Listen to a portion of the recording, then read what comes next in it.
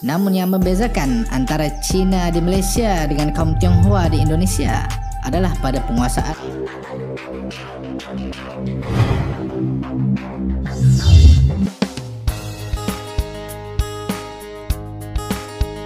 Assalamualaikum warahmatullahi wabarakatuh. Kembali lagi bersama Lebas Studio. Bagi Anda yang first time di channel ini, saya ucapkan selamat datang. Welcome to my YouTube channel. Selamat bergabung di channel ini. Bagi Anda yang belum subscribe ini channel, saya ucapkan terima kasih. Salam persahabatan, salam perdamaian, salam Nusantara kepada Anda yang tengah menonton video dalam channel ini.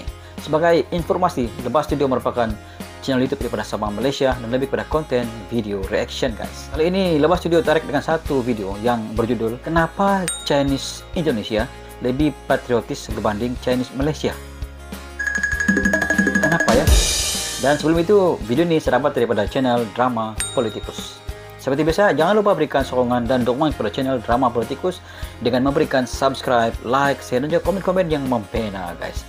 Tanpa basa-basi, guys, ayo kita sama-sama simak video ini dengan kiraan 3, 2, 1, go! Bicara soal perayaan keagamaan dan kaum, Malaysia dan Indonesia mempunyai banyak persamaan. Ya, betul. Antaranya perayaan Tahun Baru Cina ataupun sama-sama perayaan Imlek. Tahun Baru Cina, guys. Namun yang membezakan antara Cina di Malaysia dengan kaum Tionghoa di Indonesia adalah pada penguasaan bahasa rasmi atau dalam bahasa Malaysia dipanggil bahasa kebangsaan.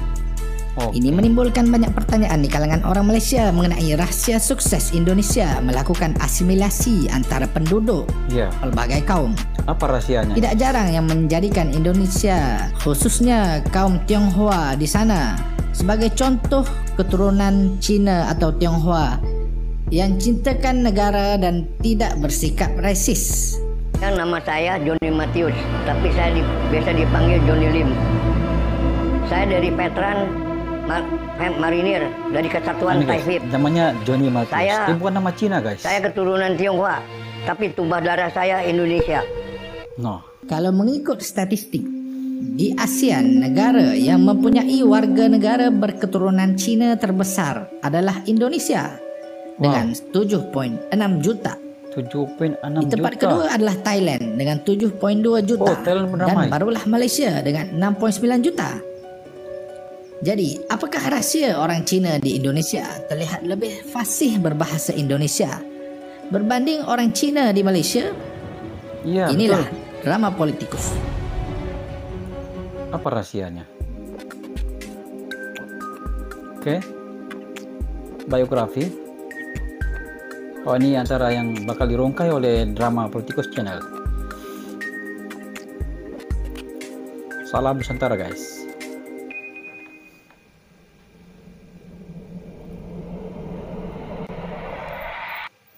Sebenarnya persoalan bahasa bukan sekadar percakapan. Ia adalah inti kepada persoalan besar pembinaan peradaban atau ketamadunan sesebuah negara. Bahasa ini adalah inti seorang kepada Chinese di Indonesia peradaban. bisa berbahasa Indonesia bukan sahaja menunjukkan kesatuan dengan warga negara kaum lain. Ia juga menimbulkan semangat patriotisme. Sudah pasti bukanlah kami bermaksud warga negara yang tidak cekap berbahasa rasmi atau bahasa kebangsaan itu tidak bersikap patriotik. Bukan. Ya, betul. Tapi ia merangsang pembentukan jiwa negara bangsa yang lebih solid. Buktinya, sejak merdeka hingga kini, Malaysia masih lagi berbicara tentang pembentukan negara bangsa yang tidak selesai-selesai. Padahal sudah hampir lebih 70 tahun meh. Sedangkan di Indonesia, persoalan ini sudah selesai. Bukan hanya di Indonesia. Majoriti negara besar sebetulnya sudah beres pembentukan negara bangsa. Lihat Jepun, Korea, Turki, termasuk negara Arab di Timur Tengah. Namun ini sangat berbeza dengan Malaysia. Kenapa ya? Ada yang beralasan ini gara-gara Malaysia terdiri dari pelbagai kaum yang mempunyai bahasa yang berbeza. Bukan itu saja, tanpa disedari, dua kaum terbesar di Malaysia setelah kaum Melayu berasal dari dua tamadun kuno dunia, yaitu Cina dan India.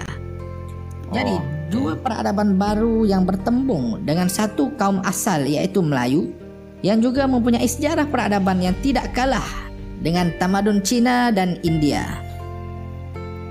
Namun stop, kejap.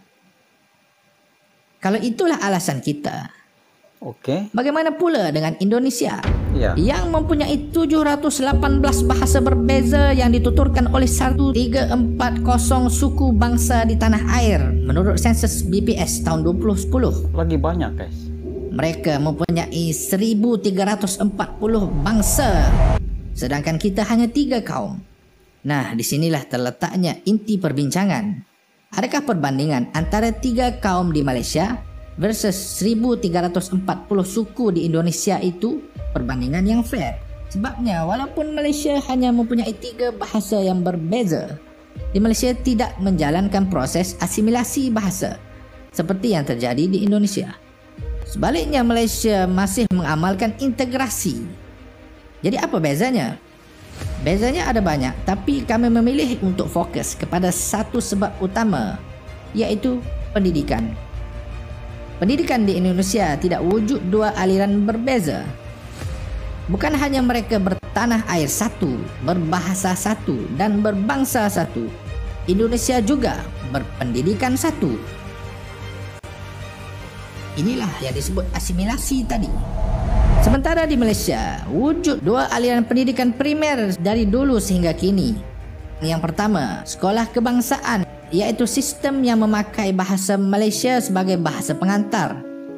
Dan yang kedua, sekolah vernakular yang memakai bahasa ibunda, iaitu Mandarin atau Tamil. Walaupun begitu, jangan salah faham, sekolah vernakular tetap mengajar subjek bahasa Malaysia dalam sekolahnya. Hanya saja ia tidak menjadi bahasa percakapan atau pertuturan utama oleh anak-anak dan para guru. Di antara 2 ini, wujud sebuah lanjutan dari pertembungan antara sekolah kebangsaan dan sekolah vernakular, iaitu sekolah jenis kebangsaan yang masuk dalam kategori sekolah kebangsaan. Ini menjadi alternatif kepada kaum-kaum tertentu dalam pendidikan. Sekolah jenis kebangsaan ini sama ada jenis kebangsaan Cina ataupun jenis kebangsaan Tamil. Sungguh pun begitu, persoalannya adalah, adakah semua warga negara di Malaysia, terutama yang berbangsa Cina, fasih berbahasa Malaysia? Ya betul, ini persoalannya. Kajian dari Fakulti Pendidikan Universiti Putra Malaysia UPM terhadap 414 pelajar sekolah jenis kebangsaan Cina di Kuantan mendapati hanya 55.7% masih tidak fasih berbahasa Melayu. Walhal berdasarkan Perlembagaan 152, bahasa Malaysia adalah bahasa rasmi, manakala Akta 1963 dan 1967 mengangkat bahasa Melayu sebagai bahasa kebangsaan. Ini bermakna bahasa Malaysia bukan untuk bangsa Melayu sahaja, sebaliknya untuk sebuah bangsa Malaysia. Kalau di sekolah jenis kebangsaan pun tahap kemahiran bertutur bahasa Malaysia kurang dari 50%, apakah mungkin peratus ini meningkat ketika di universiti dan ketika di alam pekerjaan nanti? Ya betul. Menjadi tidak heran persoalan. Isu pendidikan dan sekolah sering menjadi modal politik di Malaysia. Sama ada pihak yang menentang seperti sebahagian parti-parti berasaskan Melayu, atau ada pihak yang menyokongnya seperti parti-parti kaum Cina di Malaysia. Sampai ke sudah, Malaysia tidak akan pernah maju jika hal ini sering menjadi permainan para politikus untuk mendapatkan kuasa. Yang menjadi eksperimen dan uji kaji dan diberikan harapan palsu adalah rakyat dan generasi-generasi baru yang akan mendiami Malaysia 10 tahun, 50 tahun, dan 100 tahun ke hadapan. Sebagai penutup, kemajuan sesebuah negara bergantung kepada jiwa sesebuah negara untuk dipersembahkan kepada dunia. Dan jiwa sesebuah negara ditentukan oleh jiwa sesebuah bangsa. Ya, betul. Bangsa di sini bukanlah bangsa yang terpisah oleh sekat-sekat bahasa ataupun ras, tetapi bangsa Malaysia atau bangsa Indonesia. Bangsa sesebuah negara, negara bangsa. Bahasa jiwa bangsa menjadi kata-kata keramat yang masih lagi menjadi teori di Malaysia. Manakala kalimat dalam lirik lagu Indonesia Raya, bangunlah jiwanya, bangunlah badannya, sudah menjadi realiti di dalam masyarakat Indonesia. Takkanlah ketika Indonesia sudah menjadi 4 kekuatan besar ekonomi dunia, Malaysia terkial-kial dengan wacana dan diskusi pembentukan bangsa Malaysia dan isu-isu bahasa yang seharusnya sudah diselesaikan dari awal lagi. Demikianlah video daripada channel Drama Politikus, guys. Kalau kita melihat pada ini secara keseluruhan, fakta mengatakan bahwa masyarakat Tionghoa yang berada di Indonesia seramai 7.6 juta. Kalau dibandingkan di Malaysia, masyarakat Cina yang berada di Malaysia hanya 6.9 juta. Kalau kita melihat dari segi jumlah, Thailand lagi ramai orang Cina berbanding dengan di Malaysia. Bicara soal perayaan, di Indonesia mereka juga menyambut perayaan Tahun Baru Cina. Begitu juga di Malaysia, begitu juga di Thailand. Apatah lagi kaum negara Cina, masing-masing menyambut perayaan Tahun Baru Cina. Apa yang menjadi perbezaannya ialah warga Cina yang ada di Indonesia boleh menjadi contoh yang baik kepada warga Cina yang ada di Malaysia.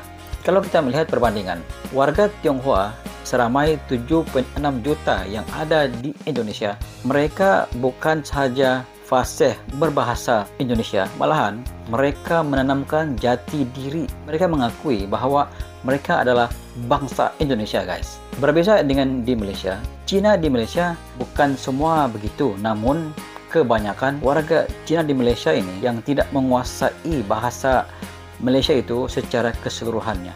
Bukti bahawa warga Cina yang ada di Malaysia, yang menjadi warga negara Malaysia, yang tidak menguasai bahasa Melayu di Malaysia, dari segi percakapannya, pertuturannya, pembunyian ayatnya sukar untuk kita pahami, guys. Kerana mereka seolah-olah bercakap dalam bahasa translate. Mereka menerjemahkan bahasa Cina kepada bahasa Melayu melalui translate bahasa Inggris. Ini yang menjadi penyebab kepada cara mereka melontarkan penyusunan ayat itu. Memang kadang-kadang sekali dengar, kita pun mau ketawa. Dia cakap apa ini? Padahal benda itu hanya simple untuk disampaikan. Dan ini menunjukkan satu gambaran tentang penguasaan bahasa Melayu orang Cina di Malaysia ini. Walaupun ada di kalangan warga Cina yang memang pakar dalam bahasa Melayu, guys. Ada seorang profesor Cina yang bernama Teo Kok Siong, merupakan seorang profesor bahasa Melayu, guys.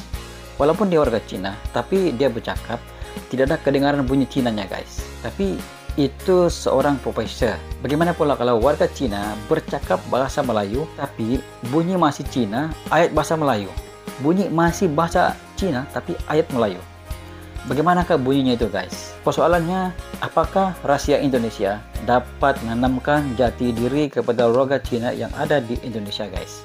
Kenapa warga Cina yang ada di Indonesia sangat menghormati bangsa Indonesia dan mengaku dia adalah berdarah bangsa Indonesia, guys, berbanding di Malaysia? Sebab di Indonesia, kebanyakan warga Cina yang ada di sana, mereka menjadi warga negara Indonesia yang tidak resis, guys.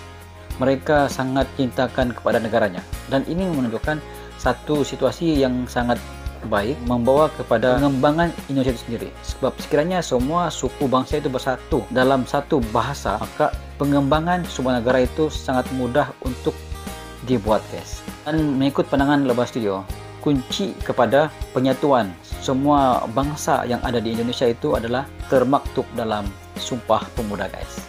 Bermakna semua warga Indonesia telah pun memahami sedalam-dalamnya tentang apakah yang terkandung dalam Sumpah Pemuda.